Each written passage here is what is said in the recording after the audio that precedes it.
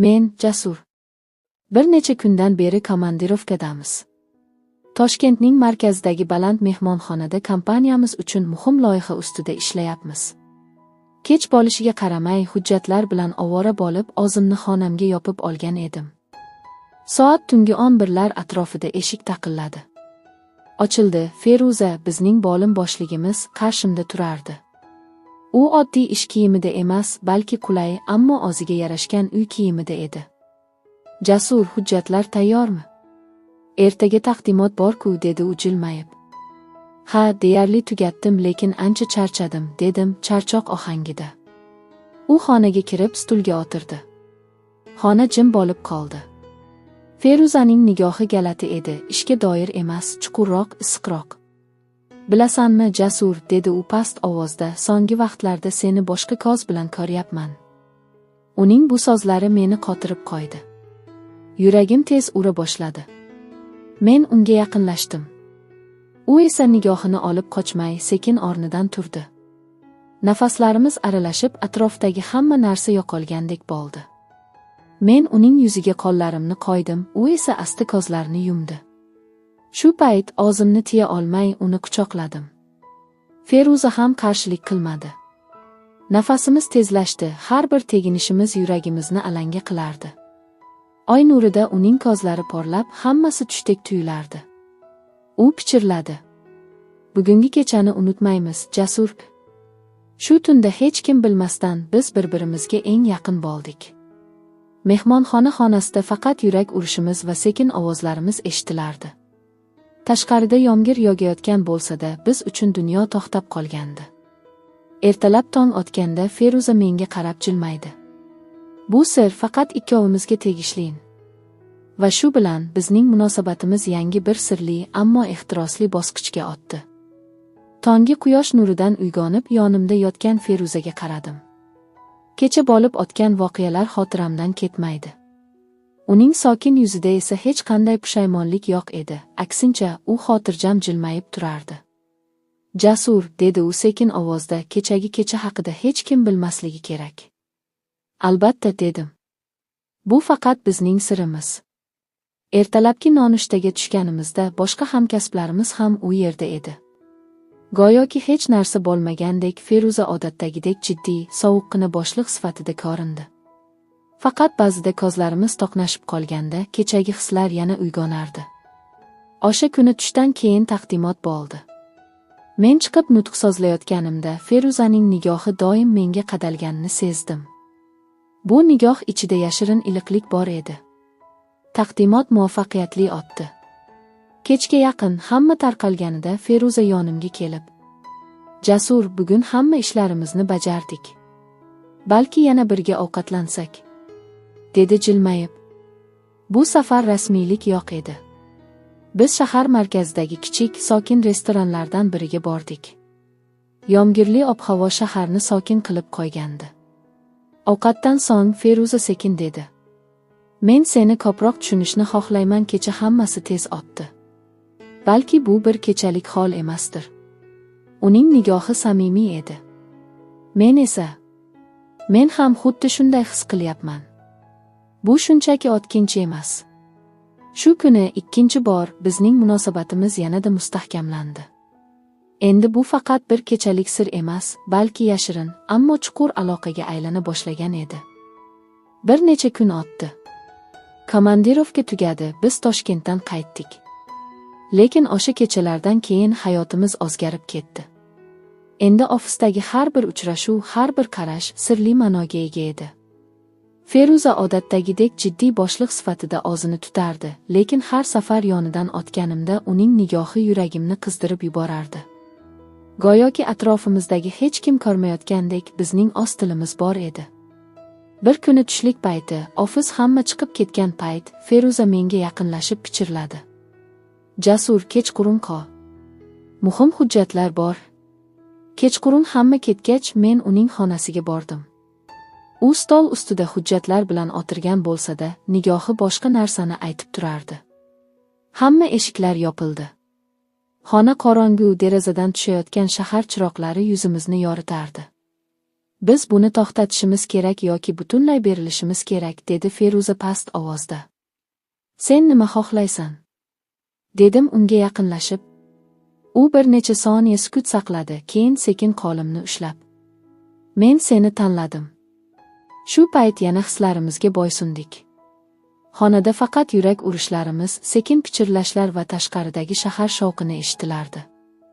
Bu endi faqat ehtiros emas, balki taqiqlangan, ammo chindan ham kuchli aloqaga aylanayotgan edi. Ammo biz bilardikki, bu sir uzoq yashirin qolmaydi. Har kuni kimdir sezib qolishi yoki bu ish hayotimizni butunlay o'zgartirishi mumkin edi. Oradan bir oy o'tdi. Feruza bilan munosabatimiz endi oddiy yashirin aloqadan chiqib, chin dildan bir-birimizga bog'lanishga aylanib qolgandi. Har kuni ishda bir-birimizni ko'rib, hech narsa bo'lmagandek ko'rinsak ham, ichimizda esa butun bir olam yashardi. Kechqurunlar tez-tez uchrashadigan bo'ldik. Har safar turli joylarda, ba'zida shahar tashqarisidagi kichik mehmonxonalarda, ba'zida esa faqat biz biladigan sokin kafelarda. Har bir uchrashuvda bir-birimizni yana qayta kashf qilardik. Bir kuni Feruza menga qarab dedi. Jasur, bilasanmi, boshida bu faqat ehtiros edi, lekin endi men seni haqiqatan ham sevib qoldim. Bu so'zlar yuragimni qizdirdi. Men ham unga qarab. Men ham shunchaki yaqinlik deb o'ylagan edim, lekin sensiz kunimni tasavvur qila olmayman, dedim. O'sha kecha biz shahar chetidagi kichik mehmonxonaga bordik. Xona sokin, derazadan yomg'ir tovushi eshitilib turardi. Feruza derazadan tashqariga qarab turganda, uning ortidan sekin borib quchoqladim. U sekin ortga o'girilib menga jilmaydi. Oy nuri xonani yoritib turganida biz yana bir-birimizni his qildik. Nafaslarimiz aralashib, vaqt yana to'xtab qolgandek tuyuldi. Bu safar hech qanday shoshilish, qo'rquv yo'q edi, faqat ikkimiz va yuraklarimizning bir xil urishi. U kech Feruza pichirladi. Endi bu sir emas, Jasur, men seni tanladim butunlay. Shu kundan boshlab bizning munosabatimiz yashirin uchrashuvlardan chiqib, haqiqiy sevgi hikoyasiga aylandi. Har bir uchrashuvimiz ehtiros bilan, lekin endi ishonch va iliqlik bilan to'ldi. Oradan 2 oy o'tdi. Feruza bilan munosabatimiz endi oddiy yashirin uchrashuvlardan chiqib, haqiqiy sevgi hikoyasiga aylandi. Har bir uchrashuvimizda bir-birimizga yanada yaqinlashardik. Ishxonada hali ham sir tutilardi, lekin endi biz faqat yashirin ehtiros uchun emas, balki kelajagimiz haqida o'ylardik. Bir kuni Feruza menga qarab dedi. Jasur, men bunday yashirincha yashashdan charchadim. Men seni chin dildan yaxshi ko'raman va biz ochiq bo'lishimiz kerak. Men uning ko'zlariga qaradim. Bu so'zlar men kutgan, lekin baribir og'ir qaror edi. Feruza, agar biz ochiq bo'lsak, ishimiz va obro'mizga xavf tugiladi, lekin sensiz yashay olmayman, dedim. Biz o'sha kecha yana mehmonxonada uchrashdik. Deraza ortida shahar chiroqlari yaltirardi. Feruza sekin dedi. Men sen bilan birga bo'lishni tanladim, Jasur. Hamma narsani ortda qoldirib, yangidan boshlaymiz. Men uning qo'lini mahkam ushlab. Sen qayerga borsang, men ham o'sha yerda bo'laman. Muhimi, birgamiz, dedim. O'sha kecha biz qaror qildik, endi hech qanday yashirinlik bo'lmaydi. Bir necha kundan so'ng Feruza ishini tashlab, men bilan yangi shahar, yangi hayot boshlashga qaror qildi. Yomg'irli bir kecha biz yangi shahar yo'liga chiqib ketarkanmiz, Feruza pichirladi. Bizning hikoyamiz endi boshlanmoqda, Jasur. Mashina oynasidan oqayotgan yomg'ir tomchilari fonida biz yangi hayot sari ketardik, ehtiros, sevgi va yangi kelajak bilan. Yangi shaharda hayot boshqacha edi. Toshkentdagi ish, tanishlar va hatto o'sha kechalarni eslatadigan mehmonxonalarni ortda qoldirdik. Men yangi kompaniyada ish topdim, Feruza esa kichik biznes bilan shug'ullana boshladi. Avvaliga hammasi silliq ketayotgandek tuyuldi. Biz birgalikda, hech kim bizni hukm qilmaydigan joyda yashayotgan edik. Ammo vaqt o'tgan sari hayot sinovlari boshlana boshladi. Feruzaning yangi biznesi yaxshi ketmadi, qarzlar ortdi. Men ishda ko'p vaqt sarflay boshladim, kechalari uyga kech qaytardim. Bu orada Feruza o'ziga yangi tanishlar orttira boshladi. Ular orasida boy va ta'sirli erkaklar ham bor edi. Bir kecha uyga kech qaytsam, Feruzaning telefonida notanish erkakdan xabar ko'rdim. Ertaga yana uchrashamizmi? Senga yordam berishim mumkin. Yuragim muzlab ketdi. Men unga qaradim, u esa hech narsani yashirmadi. Jasur, men seni sevaman. Lekin biz yashash uchun kurashmoqdamiz. Men faqat biznesimni qutqarish uchun uchrashdim. Bu so'zlar meni larzaga soldi. Bizning ehtirosli kechalarimiz, o'sha oy nurlari ostida bo'lgan muhabbat endi sinovga duch kelgan edi. Men sukut qildim. Feruza asta yonimga kelib, qo'limdan ushlab: Jasur, biz bir-birimizni yo'qotmasligimiz kerak. Bu shahar yangi sinov.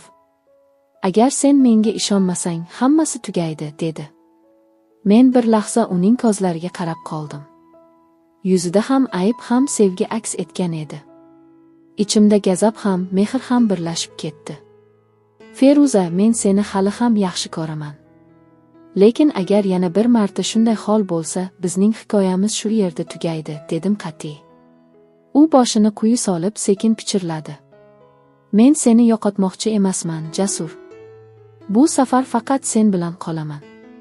Ammo men bilardim, yangi shahardagi hayotimiz endi o'sha ilk kechalardagi kabi oson va ehtirosli bo'lmaydi. Har bir kun yangi sinov edi.